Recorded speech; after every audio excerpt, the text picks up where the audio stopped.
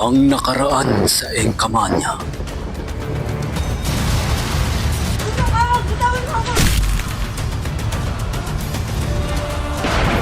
Sino ka ba? At ba't gusto mo ako kunin?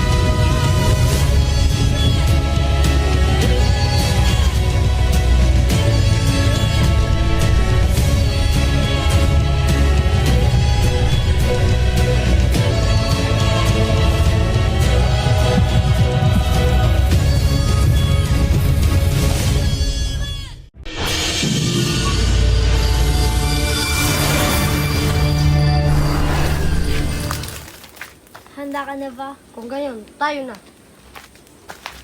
Sandali, bago tayo lumisan, bigyan mo natin ng protection ng ating kuta. Brilyante ng lupa, inuutos na kitang bigyan ng pananggala ang aming kuta.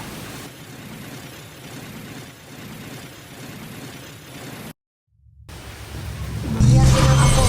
Inuutosan kita na walang kung sino mang makakapasok dito na kalaban. Maliban lang sa mga diwata.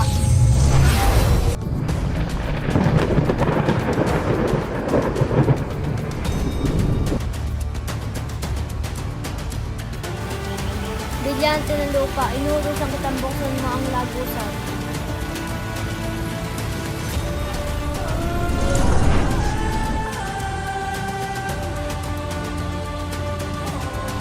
At sa labas na kabutihan ni Sangre Amian ay bumalik siya sa Encantadia, ngunit sa katawan ni Dea upang gampanan ang kanyang tungkulin sa Encantadia. Pinili ni Amian na umanit sa Miniabe upang itago ang sarili at palabasin na ang katawan ni Dea ay lubhang namatay na.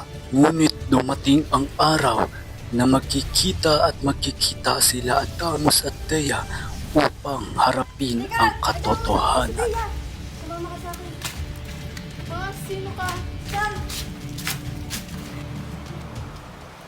Ako to si Dea, nagpanggap lang ako bilang kawal. Akala ko matagal ka lang wala. Hindi lang ako makaalis dito dahil sa mga kawal. Umalis na tayo dito, Deya. Baka maabutan pa tayo ng mga kawal. Hanggang sa dumating ang araw na sila'y nagtagpo. Ngayon nandito na tayo sa Lareo. Ay babawiin na natin to mula sa kasamaan ni Mitena. At dumating ang digmaang di nila nasasaksihan. Hanggang sa dumating ang araw na papawiin mo ng mga sang. Pasneya, napasok na rin nila pati ang Sapiro.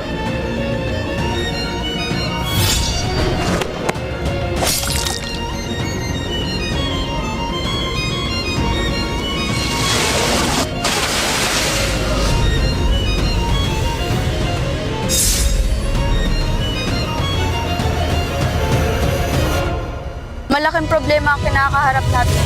Mag-ingat ka, Adamus. Kayo ang tunay na masama!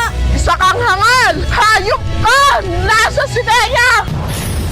Saan ang inyong hara? Bigay sa diwata ang kanilang kamatayan. Lusubin sila!